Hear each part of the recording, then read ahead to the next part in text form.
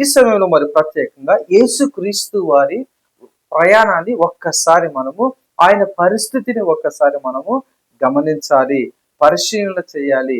ఆయన గెత్సేమనే తోటలో మరి ప్రారంభమైన యాత్ర వేదనతో, మరి గొలగతా కొండపైన సిలువ పైన మరి క్రీస్తు వేదనతో మరి చేరినట్టు మనం గమనించగలుగుతాం. ఈ ప్రయాణం అంతా మరి గమనిస్తే మరి 10 అవమాన దశలు, అంటే ఈ యాత్ర అవమానముతో ఆరంభమై మోసపు ముద్దుతో, అంటే ఇస్కరియోత మోసపు ముద్దుతో మరి స్టార్ట్ అయ్యి మరి బాధించబడుతూ అవమానాలతో, నిందనలతో, దూషణలతో, మరి పేతురు పారిపోవడంతో, పెద్దల సభతో, మరి పెద్దలు చేసిన అన్యాయపు తీర్పులతో, అవహేళనతో, మరి అపహాస్యముతో, అన్యాయముతో, హింసతో, మరణ కొయ్యపైన ఆయన ఉంటుండగా ఈ మాట పలికి ఉన్నాడు. మరి అదే రీతిగా చూస్తే యేసుక్రీస్తు ప్రభువారు మరి మరణ కొయ్యపైన ఉన్నప్పుడు, లేదా కల్వరిలో సిలువ పైన ఉన్నప్పుడు 7 విధాలుగా, అంటే మరి ఉదయం నుంచి మరి చూస్తే గన 7 విధాలుగా తన శరీరం అంతా రక్తము ప్రవహిస్తూ ఉంది.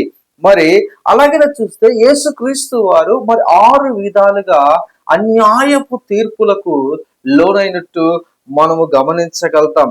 ఈ పరిస్థితి, ఇంత ఘోరమైన పరిస్థితికి కారణం ఏంటంటే మానవుడి అతిక్రమం, మానవుడి పాపము.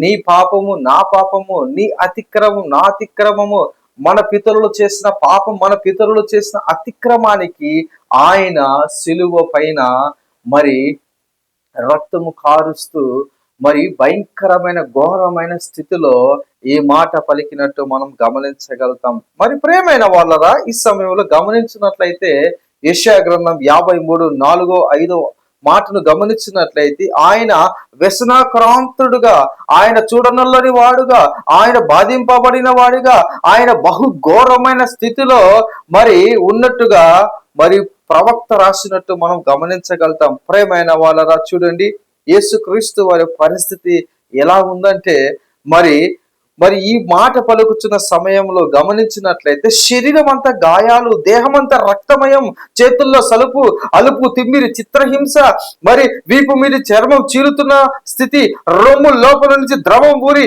గుండెకాయను నొక్కివేస్తున్న పరిస్థితుల్లో మరణ కొయ్యపైన వేలాడుతూ మహావేదనతో పలికిన 4వ మాట ఏలి ఏలి లాభా సబక్తామి అని, నా దేవా నా దేవా నన్నెందుకు చేయి విడిచితివని. ప్రేమైన వాళ్ళరా, చూడండి యేసుక్రీస్తు వారు ఎంత బాధతో, దుఃఖముతో, వేదనతో ఈ మాట చెప్పినట్టు మనం గమనించగలుగుతాం.